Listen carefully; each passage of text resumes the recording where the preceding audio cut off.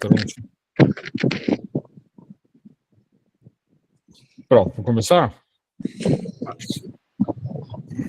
Então, vamos serenar nossas mentes. Vamos nos conectando com o bem maior. Vamos deixando todas as nossas preocupações do lado de fora, para que a espiritualidade trabalhe conosco essa noite. Somos gratos a Deus por estarmos mais uma vez reunidos aqui em seu nome. Gratidão ao Mestre Jesus pelos seus ensinamentos e pelo seu evangelho de luz.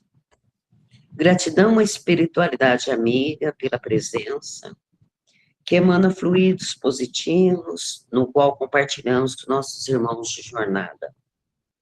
Gratidão aos nossos mentores individuais, que nos acompanham desde nossa origem. Rogamos aos bons espíritos que o estudo de hoje possa fortalecer nossa fé, que possamos assimilar e colocar em prática no nosso cotidiano. Assim damos início ao evangelho dessa noite com o nosso irmão Carlos. Que assim seja. Então, vamos lá. Bem. Capítulo 26. Dar de graça o que de graça recebeste. Os itens 7 a 10, mediunidade gratuita. Ok. Item 7. Todos aí? Sim. Sim. Os médiuns modernos, pois os apóstolos também tinham mediunidade, receberam igualmente de Deus um dom gratuito, que é o de serem intérpretes dos espíritos, para instruírem os homens, para lhes ensinarem o caminho do bem e levá-los à fé. E não para lhes venderem palavras que não lhes pertencem, pois que não se originam nas suas ideias, nem nas suas pesquisas, nem em qualquer outra espécie de seu trabalho pessoal. Deus deseja que a luz atinja a todos, e não que o mais pobre seja deserdado e possa dizer: não tenho fé porque não pude pagar. Não tive a consolação de receber o estímulo e o testemunho de afeição daqueles por quem choro, pois sou pobre. Eis porque a mediunidade não é um privilégio, e se encontra por toda parte. Fazê-la pagar seria, portanto, desviá-la de sua finalidade providencial. Então, esse item 7 ele é muito claro que a mediunidade ela é para todos. Ela é orgânica. Todo mundo tem a mediunidade. O desenvolvimento dela é de acordo com a sua o seu estudo, com a sua dedicação. E uma vez que você faz seus trabalhos mediúnicos, você não deve cobrar. Porque isso, sem o espírito, o que é a mediunidade? A mediunidade não sou eu médium que sou o bambambam da história, eu sou apenas um intermediário. Sem o espírito, existe mediunidade. Qualquer pessoa que conheça as condições em que os bons espíritos se comunicam, sua repulsa a todas as formas de interesse egoísta, e saiba como pouca coisa basta para afastá-los, jamais poderá admitir que os espíritos superiores estejam à disposição do primeiro e os convocar a tanto por sessão. O simples bom senso repele semelhante coisa. Não seria ainda uma profanação evocar por dinheiro os seres que respeitamos ou que nos são caros?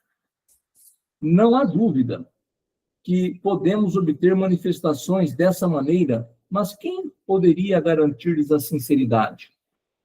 Os espíritos levianos, mentirosos e espertos, e toda a turba de espíritos inferiores, muito pouco escrupulosos, atendem sempre a esses chamados e estão prontos a responder ao que lhes perguntarem, sem qualquer preocupação com a verdade. Aquele, pois, que deseja comunicações sérias deve primeiro procurá-las com seriedade, esclarecendo-se quanto à natureza das ligações do médium com os seres do mundo espiritual. Ora, a primeira condição para se conseguir a boa vontade dos bons espíritos é a que decorre da humildade, do devotamento e da abnegação, o mais absoluto desinteresse moral e material. Então, olha só o final. O mais absoluto desinteresse moral e material. Então, eu não vou cobrar nem a questão financeira e nem que a pessoa me dê alguma coisa que não seja financeira, mas seja em termos morais. O que acaba acontecendo? O que nós precisamos ter em conta aqui? Se eu cobro, quem vem atender aos meus pedidos? São espíritos bons? São espíritos sérios? São espíritos que estão... espíritos de escola? Não, né? Se eu cobro e eles estão vendo, são espíritos inferiores, são os zombeteiros.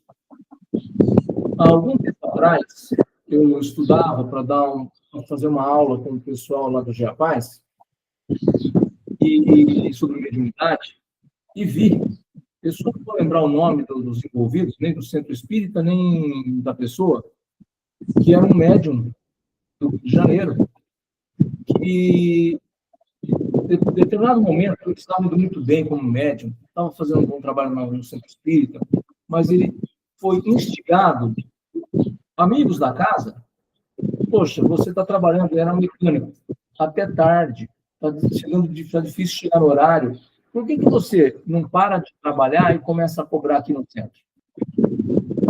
E aí você pode chegar mais cedo e fazer um trabalho melhor. E ele, tentado por essa ideia, aceitou. O que aconteceu? Perdeu os bons espíritos que o auxiliavam. E aí, para poder dar, entre aspas, o indivíduo, ele forjava uma comunicação. Então, olha quantos erros a pessoa comete, o médium comete, quando ele quer satisfação pessoal da coisa. Quando ele quer uma satisfação para ele, e não para aquilo que foi. A mediunidade não é para isso. Pessoal, tá tudo bem? Porque está sumindo todo mundo daqui. Eu queria falar, você falou desse exemplo, né, do GEAPAZ. Eu queria lembrar do Xavier, né, que era chamado de mensageiro do além, por causa das psicografias recebidas, né. Lembrar também que Chico nunca cobrou absolutamente nada pelos seus dons. E todos os seus livros, né, mais de 400 livros, foram sempre para uma instituição de caridade. Então, Chico sempre viveu com a aposentadoria dele, que ele era datilógrafo do Estado, né, servidor público, nunca ficou com nada, absolutamente nada. Então, isso vem reforçar sempre para a gente o exemplo que Chico nos deixou, de que da caridade, mesmo sendo o mensageiro do além. Eu acho que eu queria colocar isso, que Chico merece, né, esse reconhecimento. É só isso, obrigada. Dentre os médios, é o nosso maior exemplo, né? Sim. Então, continuando, item 9. Ao lado da questão moral, apresenta-se uma consideração de ordem positiva, não menos importante, que se refere à própria natureza da faculdade. A mediunidade séria não pode ser e não será jamais uma profissão, não somente porque isso a desacreditaria do plano moral, colocando os médiuns na mesma posição dos ledores de sorte, mas porque existe ainda uma dificuldade material para isso. É que se trata de uma faculdade essencialmente instável, fugidia, variável, com a qual ninguém pode contar na certa. Ela seria, portanto, para o seu explorador, um campo inteiramente incerto, que poderia escapar-lhe do momento mais necessário. Bem diversa é uma capacidade adquirida pelo estudo e pelo trabalho, e que, por isso mesmo, torna-se uma verdadeira propriedade. da qual é naturalmente lícito tirar proveito. A mediunidade, porém, não é nem uma arte, nem uma habilidade. É por isso que não pode ser profissionalizada. Ela só existe graças ao concurso dos espíritos, se esses faltarem, não há mediunidade, pois, embora a aptidão possa subsistir, o exercício se torna impossível. Não há, portanto, um único médium no mundo que possa garantir a obtenção de um fenômeno espírita em determinado momento. Explorar a mediunidade, como se vê, é querer dispor de uma coisa que realmente não se possui. Afirmar o contrário é enganar os que pagam. Mas há mais, porque não é de si mesmo que se dispõe, e sim dos espíritos, das almas dos mortos, cujo concurso é posto à venda. Este pensamento repugna instintivamente.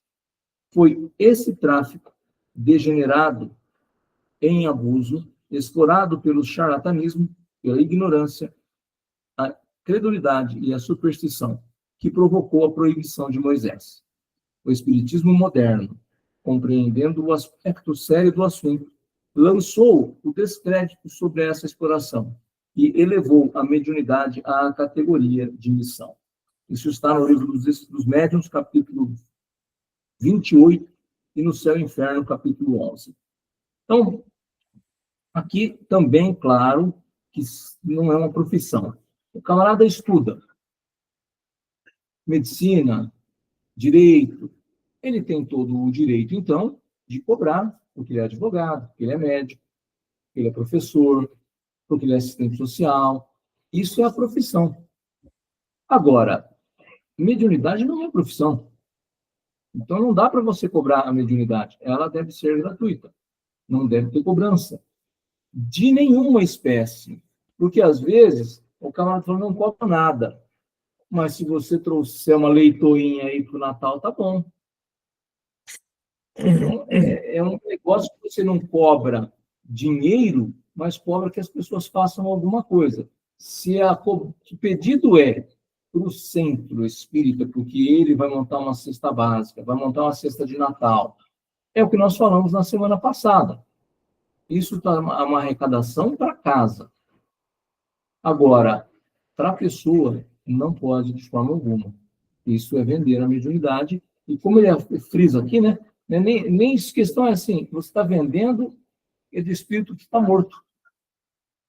Então, quer dizer, não é nem seu, nem vivo está. Você conversar e assim, vamos fazer uma venda? Você está vendendo um negócio que não é seu e você não tem o direito disso. Então, muito cuidado nós devemos tomar. Quando a gente está indo frequentar uma casa espírita, a gente tem que tomar cuidado com o que essa casa espírita está te dando de retorno. O que ela está te mostrando de caminho. Se isso existe, é um perigo constante. Quem garante que essa casa não está à mercê da espiritualidade inferior? Porque se vende, se acontece esse tipo de coisa, as portas estão abertas. E espírito, inferior ou superior, não bate na sua porta para entrar. Ele pega as brechas que nós deixamos e vai fazer um carnaval, vai fazer uma baderna. Só uma observação. A gente sabe muito bem que na mediunidade, né, o telefone toca só de lá para cá, né? Não de cá para lá. E por que isso? Justamente porque o uso a mediunidade ela é utilizada para o bem de todos, né? Então eu não posso simplesmente, eu quero perguntar a alguém para, né? Não, na verdade eles têm que se dispor se for uma questão séria. Então, quando a gente tenta mudar a direção, né, de cá para lá, aí a coisa complica, né? Porque aí talvez quem vai responder, se for dependendo do motivo, da motivação, pode responder qualquer coisa errada, né? A gente lembra que quando Kardec ele compilou os livros, os próprios espíritos o orientaram, né, a fazer as perguntas. Aí foi diferente, né? Ele fez isso sob orientação. E ele não tinha outro interesse que não fosse esclarecer aquilo que tinha aparecido para ele, né? Apareceu para ele para isso e o interessou bastante. Então, com certeza, eu já vi muito disso também, viu, Carlos? Muito, muito, muito. Aí, com maus propósitos, ou talvez até de forma inocente, acaba acontecendo o animismo, né? E não uma mediunidade, né? Não uma comunicação. E aí é complicado. Uma fraude, né? Sim, sim. É só isso. E a gente precisa ver, que nem o Carlos falou, de casa espírita, mas muitos médiuns que cobram não frequentam casa espírita na sua casa. Sim. Eu venho, você vai lá, você dá o passe e tal, e aí vem as coisas em troca.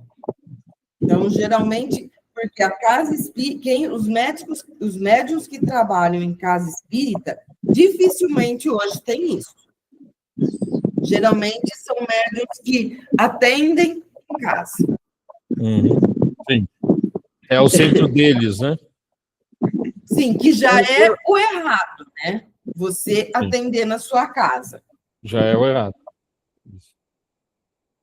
Eu gostaria de falar desse pessoal, assim, eu tenho sempre dúvida, né? Esse pessoal coloca cartas, taromancia, né? Essas coisas. Eles cobram por isso, né? Normalmente são cobrados, como diz Eliana, na casa deles. Eu fico pensando, mas também não é um dom que ele recebeu de ajudar pessoas? Poderia ser cobrado isso? Não é a mediunidade que está envolvida aí.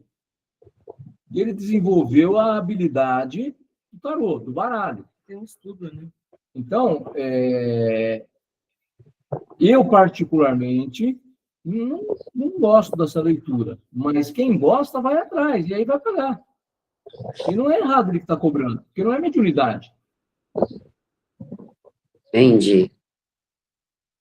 É porque, lógico que a gente, naquela novela, né, A Viagem lá, a moça fica muito tempo sofrendo por causa que ela cobrou muito, né? Ela tinha o dom da clarividência e ela usou muito a clarividência para fazer o jogo de cartas, né? Então eu fiquei com essa dúvida, né? Se Aí é assim, Marli, tudo o que está envolvido por trás.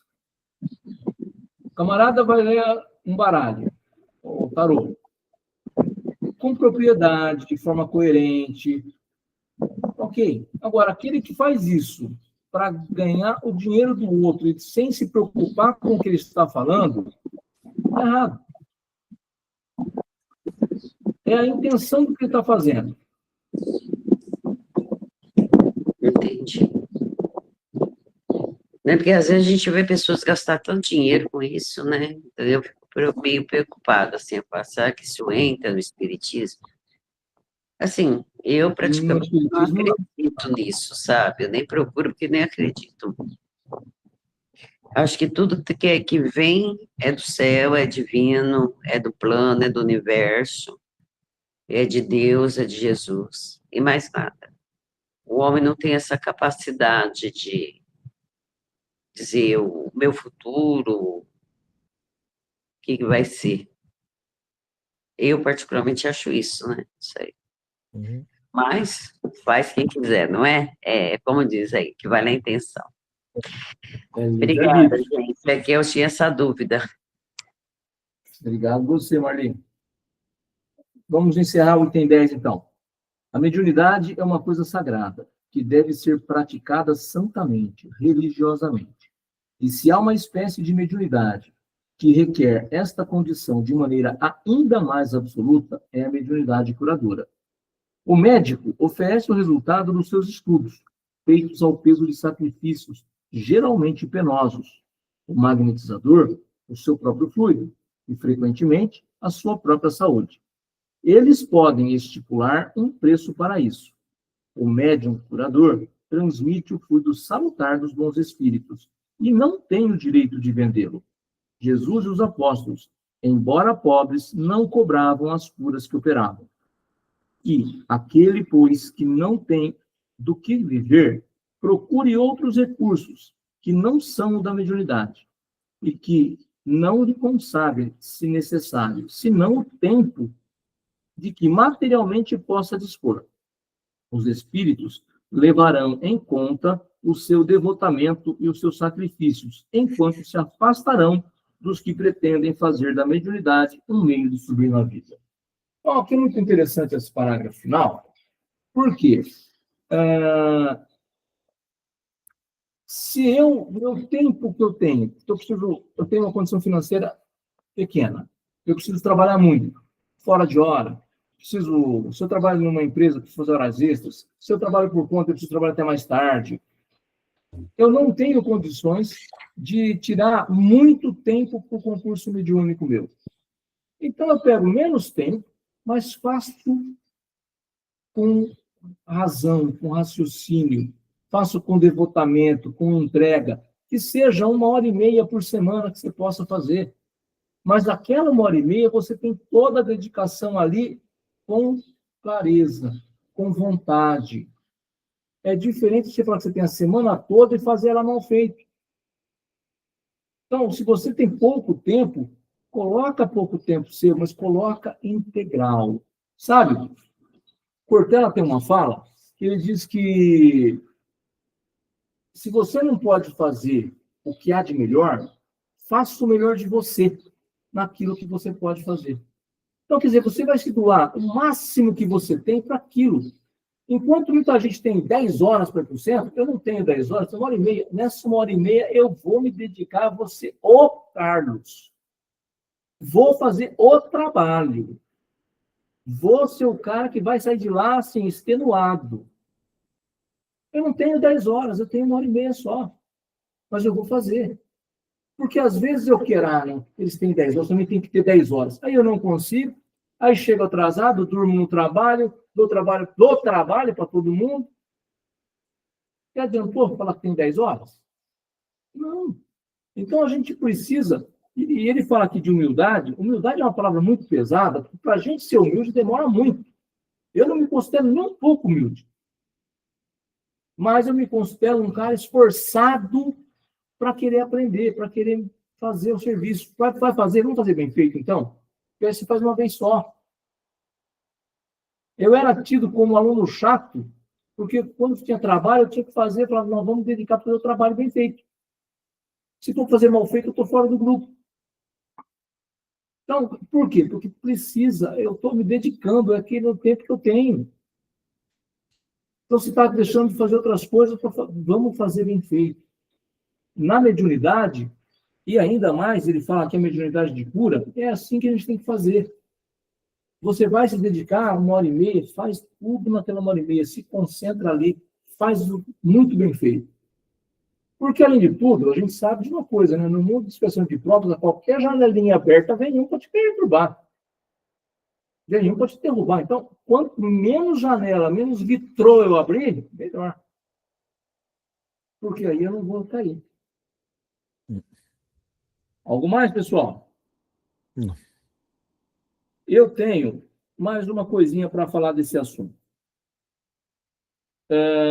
Nós terminamos esse capítulo. Terminamos não. Nós vamos terminar o capítulo 26 do Evangelho no Lar na próxima semana, quinta-feira. Só na quinta-feira agora foi sobre o item 7 e 8, que fala de mediunidade gratuita. E o livro que a gente faz é o Vivendo o Evangelho, volume 2. Assim, olha como que é a fala desse livro. No Espiritismo, não há qualquer dúvida quanto à gratuidade do intercâmbio mediúnico. Entretanto, o médium que desempenha corretamente suas tarefas, mas se dirige à providência divina e pede. Então, eu faço bem feito o meu trabalho, mas eu vou, nas minhas preces, nas minhas conversas com Deus, eu falo assim, eu quero facilidades. eu quero atenção especial, eu quero conforto material, isenção de provas, vidas sem problemas, tratamento diferenciado, caminhos sem obstáculos, ausência sem enfermidades, ausência de enfermidades, manifestações de apreço, reconhecimento público, direito à recompensa, garantia de proteção, sucesso pessoal, privilégios. Esse médium espírita, agindo assim, embora não esteja recebendo nenhum pagamento daqueles que o procuram, certamente está cobrando de Deus.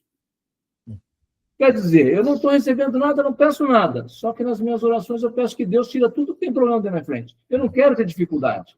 Porque, afinal de contas, eu faço trabalho mediúnico bem feito, eu não cobro. Quer dizer, eu não cobro dos outros, mas cobro de Deus.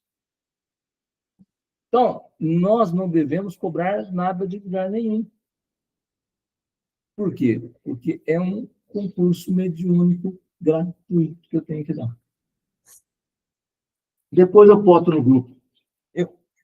Sim, por favor. O dia do evangelho que eu comecei a ler isso daí, eu falei, foi um belo tapa, porque a gente sempre pensa no dinheiro ou qualquer outra coisa. E aquilo que a gente cobra interno? Depois disso daí, eu falei, né? O que a gente não cobra interno? Pô, eu vou sempre no centro, vou lá, sento na mesa mediúnica, e por que minha vida não dá certo? Quantos e quantos, gente? Não precisa ser um não dar certo em tudo, mas, né? Você tem sempre aquele pensamento, puxa, quando não, ainda olhamos o vizinho, ele não faz nada, eu que vou no centro, sou médium, faço isso, sou aquilo, não dá certo. Eu sei que eu levei um belo tapa com isso daí. Espero aprender também, né? Hora que vinha o pensamento, fazer, opa, vamos mudar? Eliana, eu fiz a mesma coisa. Eu falei assim, Deus, eu não entendo, senhor. Veja bem, eu não me lembro, eu falei para ele, eu não me lembro de ter feito mal com ninguém. Eu não prejudicar a vida dos outros. Eu não me lembro de ter faltado com as minhas responsabilidades. Por que o senhor está travancando o meu caminho? Me libera, senhor. Quer dizer, eu fiz a mesma coisa esses dias. Depois depois eu me fiz a correção. Falei, mas o que eu estou fazendo? Peraí, estou falando agora, e o antes? Né? Será que eu não estou passando isso por algum motivo? Um aprendizado, uma expiação, uma prova? Peraí, mas Deus não é bom, mas é justo. Calma lá, não é desse jeito, não. Aí acalmei meus... É lógico, eu estava muito nervosa, Eliane. De novo, né? A Parma tinha saído do sistema. E eu, novamente, deparei com o mesmo problema da primeira vez. Então, quer dizer, a gente fica cansado e, às vezes, nesse cansaço, a gente acaba mesmo questionando. Mas, graças a Deus que logo eu fiz a correção e ficou tudo bem. E eu também me questionei muito quando eu fiquei viúva com 4 filhos.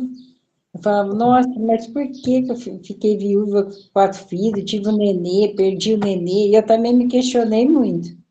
Que foi um momento difícil, Lu, eu lembro. Porque eu conheci meu marido, né? Eu também falava, por quê? Por quê? Eu ficava perguntando por quê. Depois a gente vai entendendo, mas na hora revolta sim e questiona sim, na hora. Com certeza. Primeiro comigo eu revoltei e questionei.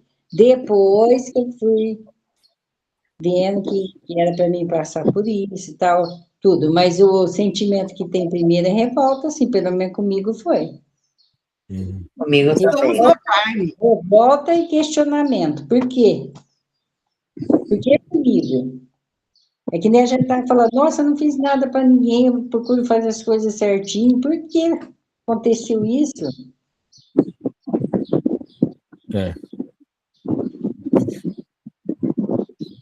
Mas Deus sabe, né? Deus não erra. É. Isso eu sei, Deus não erra. Depois sim, depois a gente Ô, Carmen, vai entendendo, mas eu digo, quando acontece a situação, a gente tem esse a gente faz. pensamento.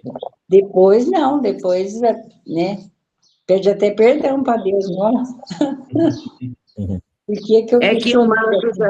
Marcos era uma boa pessoa, era um bom pai, um bom marido, então a gente, naquele momento, foi muito difícil a doença dele, eu lembro da Lu chorar muito, a gente chorava com ela, era uma confusão. Então, assim, ela também questionou, a gente questionou junto, foi complicado. Eu lembro bem do caso do esposo. Ô, Carlos, eu queria fazer uma pergunta. Se uma pessoa me faz um bem e eu quero, porque eu fiquei grata àquela pessoa, eu quero dar um presente para essa pessoa, é errado? Não, Ah, tá. não. Não. Você está Tipo assim, presenteando você uma me faz pessoa por um algo que ela te bem. fez que você gostou. Eu fiquei muito grata a você por você ter me estendido a mão num momento muito difícil. Aí eu pego, compro uma lembrança para te dar, para que você não esqueça que eu sou grata a você. Isso é errado? Não, Não. não. Muito Tá. Aconteceu muito pelo comigo. contrário. Gratidão é um dos sentimentos mais bonitos que existe. É um Aconteceu comigo. reconhecimento, né? Em 2009, uma amiga lá do Jeabás, o marido se separou dela. E ela ficou muito triste. E um dia, estava eu no emprego, uns dias depois da separação, eu resolvi ligar para ela, para ver como é que ela estava. E eu pegava o meu telefone, na época não era um celular, era um telefone que tinha na minha mesa, e sem fio. E eu saía com ele longe para falar com algumas pessoas quando era um assunto mais delicado. E eu liguei para ela, ela atendeu. Eu falei, tá tudo bem com você?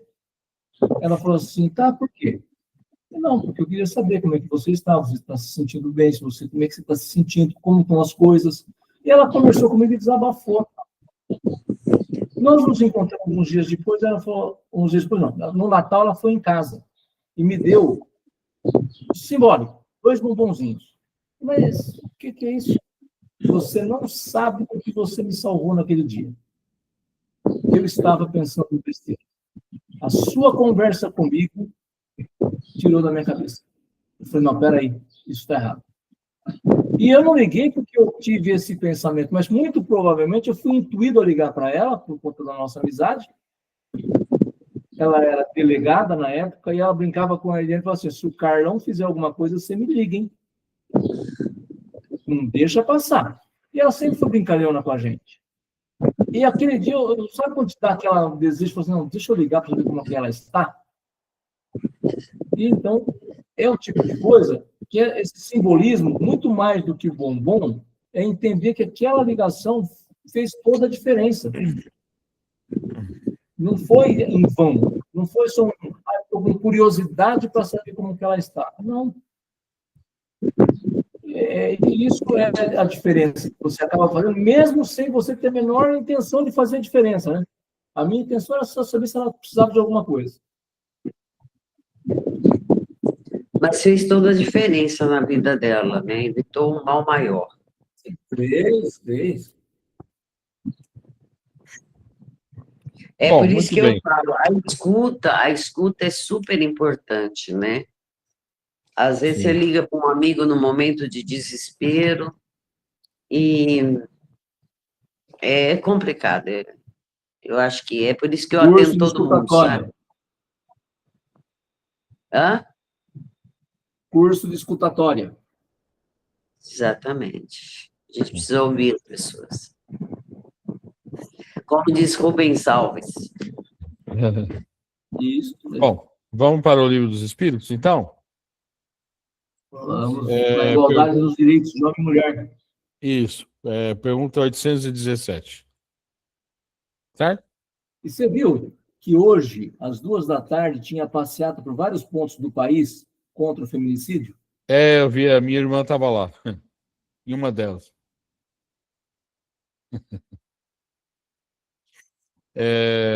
Isso é um problema bastante grande, né? Bastante grave, infelizmente. Mas é coincidência, né? Hoje, a Paulista Muita coincidência. o mundo inteiro, né? Até o Rob fez uma música lá em prol das mulheres, né? Ele fala o nome da Marielle, Uhum. e a gente está aqui, igual a direitos do homem e da mulher. Então, muito bem. Tá vendo, Marcelo? Que é no dia. É. Bom, tá todo mundo aí? 817, pode começar? Sim. Pergunta 817. São iguais perante Deus o homem e a mulher e têm os mesmos direitos? Não outorgou Deus a ambos a inteligência do bem e do mal e a faculdade de progredir? Um pensamento mais atualizado nos traz a resposta, né? Porque o espírito não tem gênero, né? Isso acontece somente encarnado, mas o espírito não tem gênero, então não tem diferença nenhuma. Nenhuma diferença nenhuma. Todos têm os mesmos direitos e deveres. 818. De onde provém a inferioridade moral da mulher em certos países? Do predomínio injusto e cruel que sobre ela assumiu o homem. É resultado das instituições sociais e do abuso da força sobre a fraqueza. Entre homens moralmente pouco adiantados, a força faz o direito. Nós temos aí vários países, né, em que a mulher não pode nem ir à escola, né? Ela não pode estudar, não pode fazer absolutamente nada, somente cuidar da família.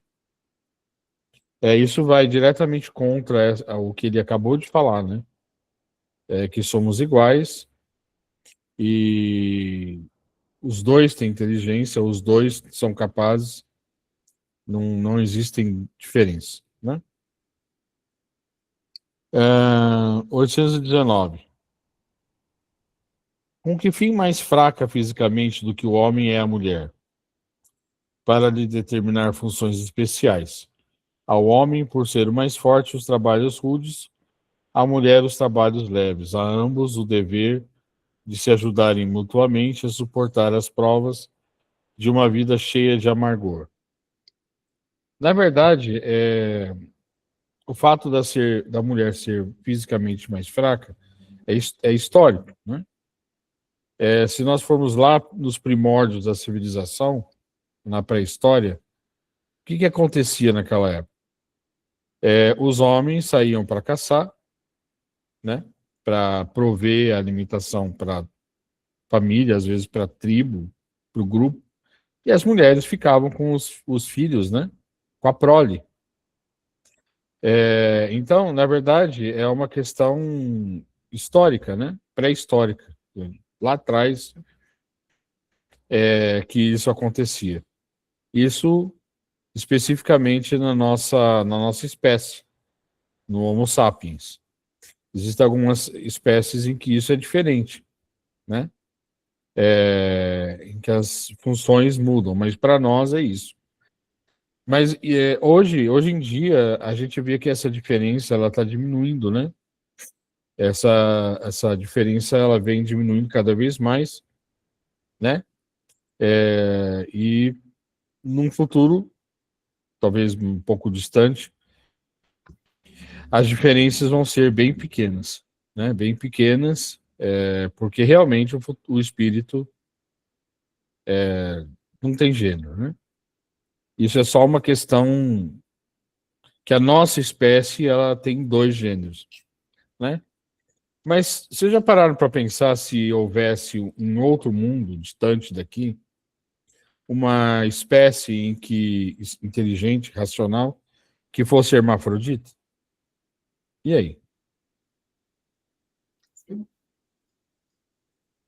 Não existe o sexo. Exatamente. Então, isso é besteira, essa diferença que se faz. Ah, mulher, é isso, não pode fazer. Isso é uma grande besteira, né? Nós vemos mulheres sendo mecânicas, mulheres sendo Só um Motorista exemplo. de ônibus, motorista de caminhão. Motorista de caminhão, isso é uma grande besteira. E essas diferenças vão diminuir cada vez mais, né? No futuro. Sim. Eu espero que sim. O Marcelo, Justamente porque o espírito passa de sexo para sexo. Então, ele adquire masculino, adquire feminino. Sim. o Marcelo, eu sempre achei a mulher um ser muito forte, sabe? Eu sempre me espelhava na minha mãe. Eu acho que a mulher não é uma pessoa fraca, mas uma pessoa muito forte.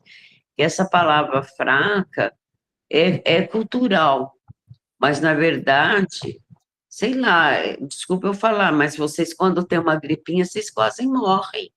Uhum.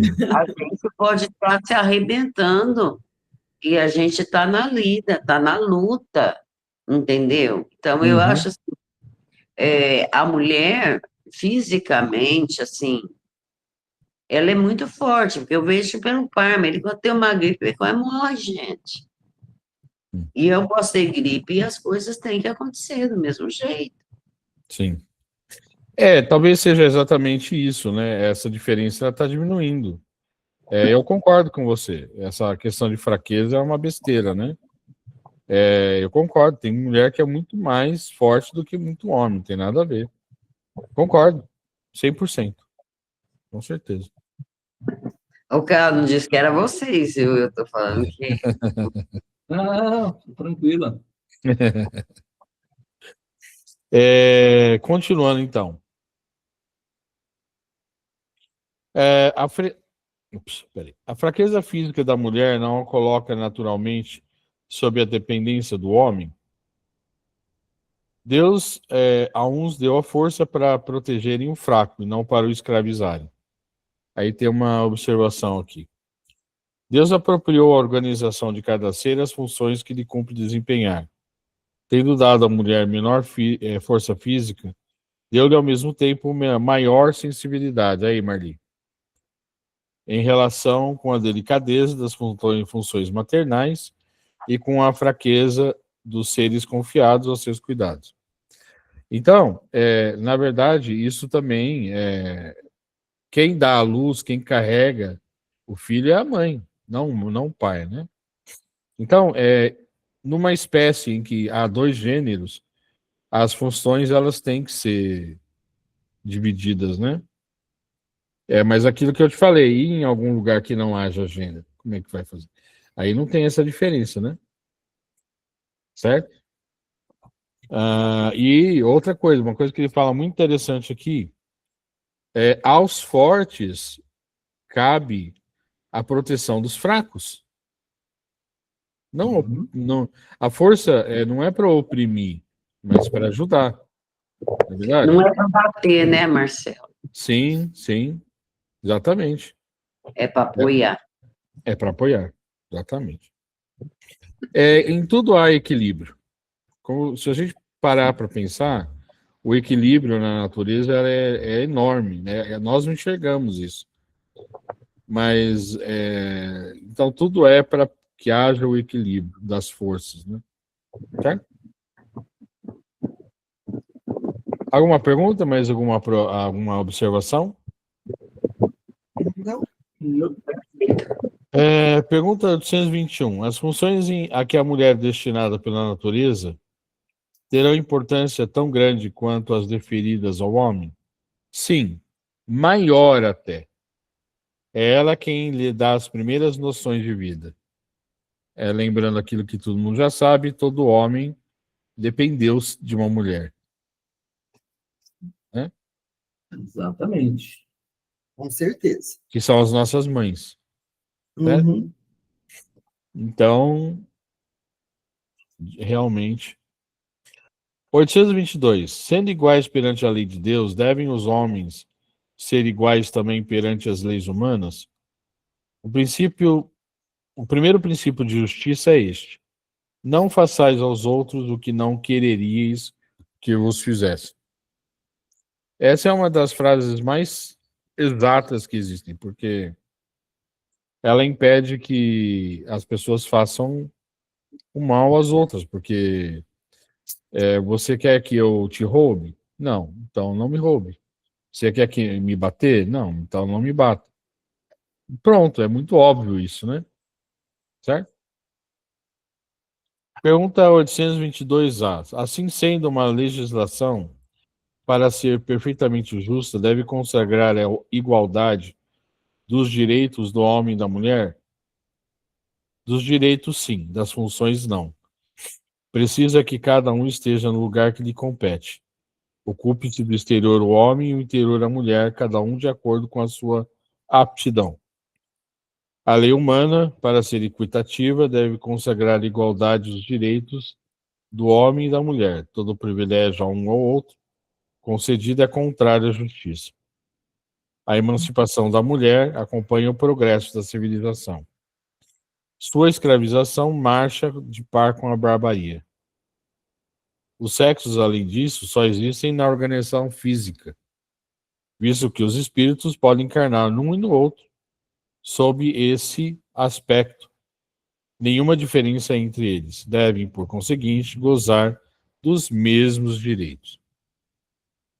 Isso é uma observação interessante, né? Olha só, mais de 150 anos atrás, né? Falando em emancipação da mulher, né? E outra coisa, hoje eu sou homem, mas eu posso ter sido mulher antes, eu posso ter nascido como mulher, eu posso vir a nascer como mulher na outra vida. Não existe, não existe diferença por espírito, aquilo que a gente já tem visto.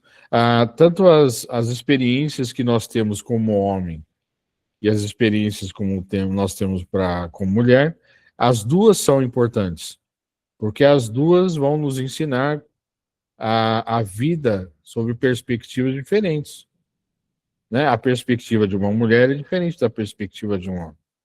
Né? Para que o homem possa entender a mulher, ele tem que sentir o que é ser mulher. E vice-versa.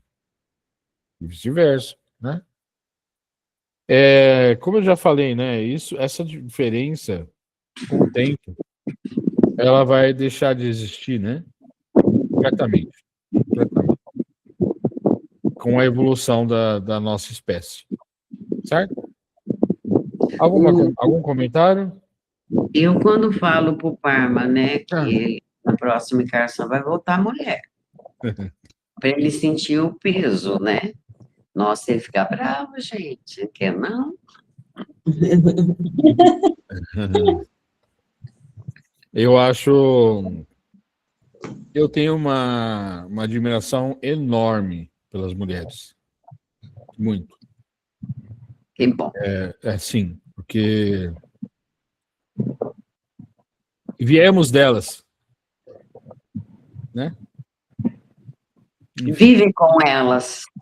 Sim, sim, com certeza. Hoje eu tenho uma mulher maravilhosa do meu lado. Então. Não é verdade? A minha deusa. Vive com elas, né? Todo homem vive sob o esteio de uma mulher. De alguma forma, ele está. Sim. Independente de ser casado ou não. Sim, com certeza.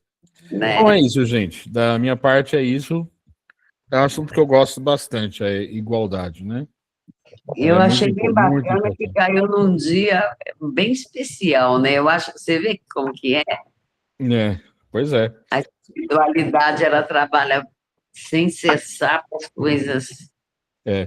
Vocês conhecem a minha irmã que estava lá no meio, a Silvia, ela já participou de reunião.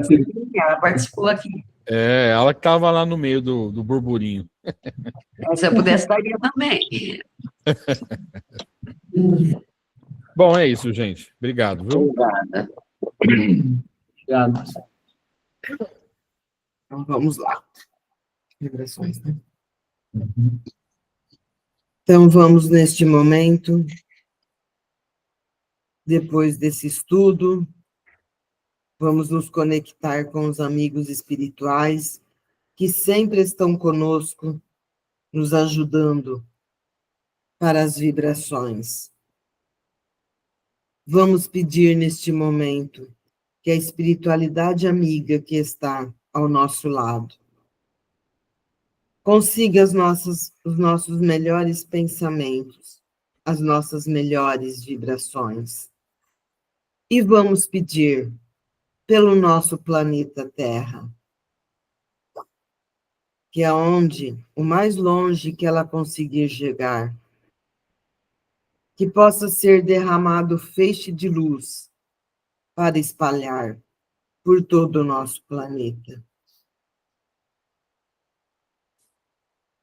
Vamos pedir também, Pai, por todo o nosso Brasil e por Portugal, onde se encontra nossa irmã Conceição. Que eles possam ser visitados com muita luz para ser derramado. Pedimos também pelos países que se encontram em guerra, qualquer tipo de guerra,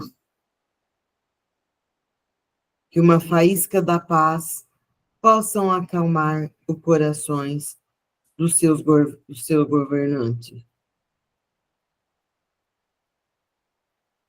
Mandamos paz a esses países. E vamos pedir neste momento por todos os irmãos que neste momento não têm um lar, que estão ao relento, principalmente aqui no Brasil, que neste momento tem um calor, que eles estão ficando nesse sol escaldante. Pedimos por estas pessoas. Vamos pedir também por aqueles irmãos que não têm o alimento material, mas que o alimento espiritual chegue até eles. Um abraço, dando força, alimentando o espírito. Vamos pedir por todos os irmãos que estão em hospitais, postos de saúde, UTIs, CTIs, irmãos que neste momento se encontram em leitos de morte, que eles também possam ser amparados, possam ser levados às nossas vibrações de saúde, de paz, os familiares que os acompanham, que possam neste momento receber o nosso abraço, que eles possam entender a dificuldade do momento, que eles possam criar ânimos para ficar ao lado dos seus entes queridos. E vamos pedir pelos velhinhos, por aqueles irmãos que neste momento estão em asilos, abrigo de idosos, casas de repouso, e estão se sentindo abandonados, que a espiritualidade possa levar o nosso abraço até eles, os envolver com muito amor e com muito carinho. Vamos pedir pelas crianças que estão em creches, orfanatos, que eles não têm mais o carinho do pai, de uma mãe, mas eles possam ter o nosso afago e que as vibrações cheguem até eles. Pedimos, Pai, pelos irmãos que se encontram presos em penitenciárias, cadeias públicas, que eles possam também receber o nosso abraço e o nosso carinho. Possam chegar até eles muita luz, que eles possam entender a gravidade do que cometeram e o porquê estão sem esta liberdade momentânea. Que eles possam ser abraçados pelo nosso carinho e pelo nosso amor.